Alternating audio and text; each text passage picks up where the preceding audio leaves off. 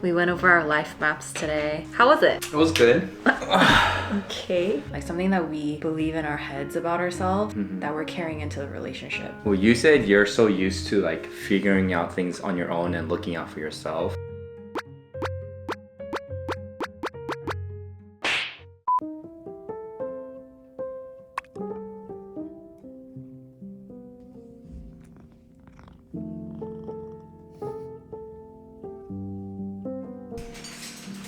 Time to get some meat. Oh. Thank you. Oh, I get 2 eggs? Yeah. Wow. We always have food now. Our breakfast never looks so good.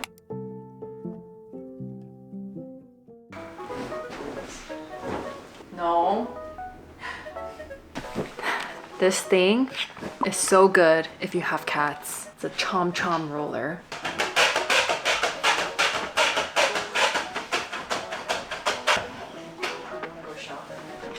You just open it and oh my god, that's kind of gross. There's so much fur. Just traps all of it. Ooh. It's nasty. This guy's like sliding around. Manji's world. The Manji's world. It's a baby tea. No, like it's literally called a baby tea. Alright. I got influenced on TikTok to get this thing. It's supposed to be like a 7-in-1 steam mop. And I mainly got this to clean our bathroom. I feel like the circulation in there is just so bad. I feel like after we shower, the water in there doesn't properly dry. And so it just gets dirty really fast.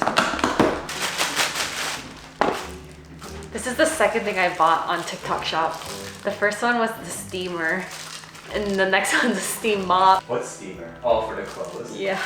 But you admit it's pretty good, huh? It's alright. Whatever. Life with cats, it's great, but their fur is just everywhere.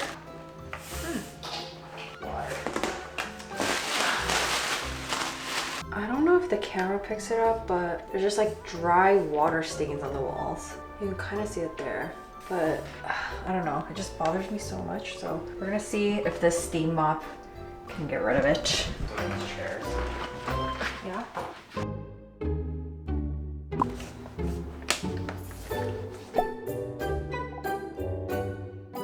It's gone now. It's just shiny white.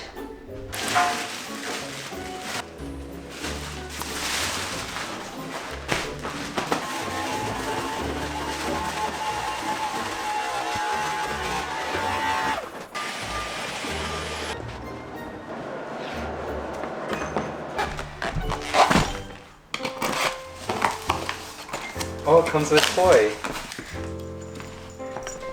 My favorite. Whoa. Oh, she loves it. Look at her eyes.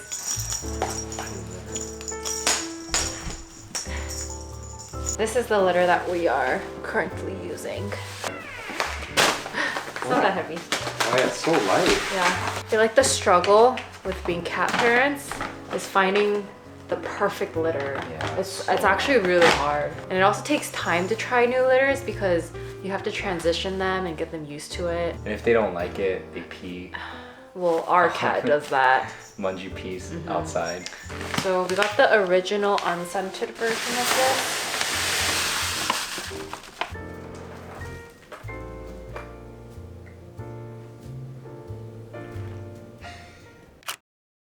Quick disclaimer, Pretty Litter is sponsoring us, but I'm very happy to report back that Munji is actually using it. This guy is very picky when it comes to litter. We've tried so many different kinds. Our friends know just how much of a nightmare it was in the beginning trying to find a litter that worked for him. And I think we always find like one thing that doesn't quite work for us, whether that be dust or the way it tracks, or if it doesn't track, they tend to be more thick and coarse, and so Munji just won't use it because he has very sensitive paws.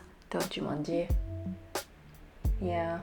I do want to mention this up front, but Pretty Litter is not a clumping litter. I think for some cat owners that might sound like a deal breaker, but honestly the payoff is pretty good. The main for sure is the health monitoring aspect. Pretty Litter actually changes colors based on the pH of your cat's urine, and even though it doesn't clump, it has an advanced odor control, and so the crystals actually absorb the odor and the moisture when your cat pees. It's 99.9% dust free. Like even when you're dumping the entire bag into the litter box, you're barely gonna see any dust. And I will say there's actually less of a cleanup because we pretty much only have to scoop up their poop. If you are a cat parent, I do think Pretty Litter is worth trying out, and you can actually get 20% off your first order plus a free cat toy with my code Esther20, and I'll also have a link in the description, so definitely check it out. Alrighties, shall we go?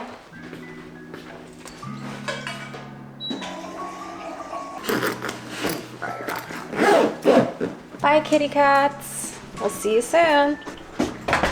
The air is so crisp after it rains. I love it. LA finally got rain. It's very much needed.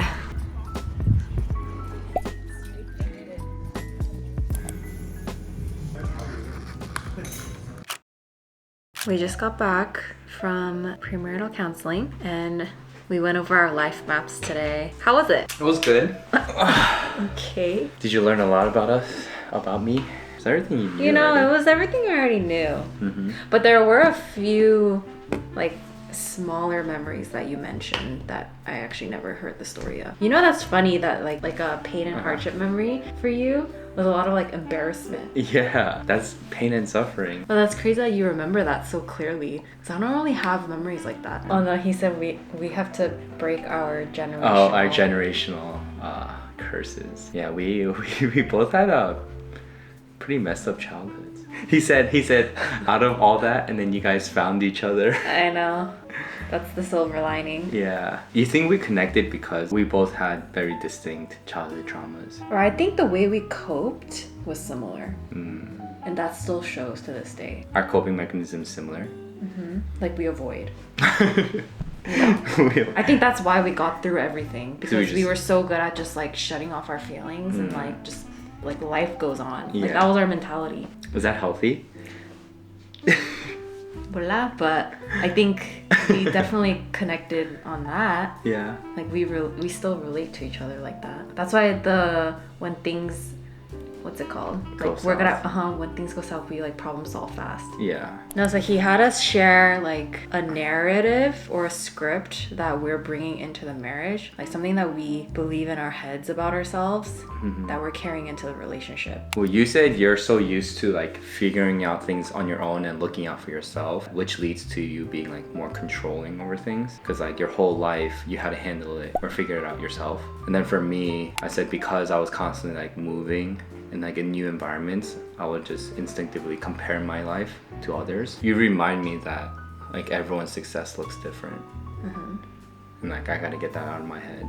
But like your feelings don't really matter. Like there have been so many instances in my life where I had to just put my feelings away to either accommodate to my brother or my mom or like someone else. And then the few times I did show emotion, I got in trouble. Like I got in trouble for crying. Oh really?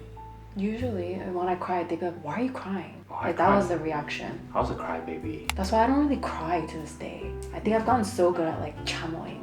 I never felt like my feelings were not as important as others, but I've definitely felt like my needs are not as important. Like in that moment, like I knew my needs were important, but like in that moment, because our resources were so thin that like it should go to someone else. You still feel that like that? Not with you, but that's the thing. Like the way I am with you is so different from the way I am in any other part of my life. Like with my mom, I have a very specific role in my family that I always need to uphold. You know, I just remember this. You know how I always say like the way you think is so unique? Even the way you made your life map, he said it was the first time he's ever seen anyone make it like that. So I told you, the way you think is very different from like the average person. But in my mind, that made the most sense. It's like less work for me to do it that way. Yeah, but it made sense for you, so you did it like that. But for me, I would be like, oh no, the instructions were to do it like this, so I'm gonna do it like this. For me, like I tried to follow the directions, I was like, this isn't working, so I just made my own. But I like yours better, so I'm gonna redo mine. This was our mini podcast episode. You don't want to do it anymore. I just feel like I don't have anything to contribute. Yeah, me neither. Yeah. Highly recommend making a life map if you've never done it. Time to get on with life. Yeah. Ugh.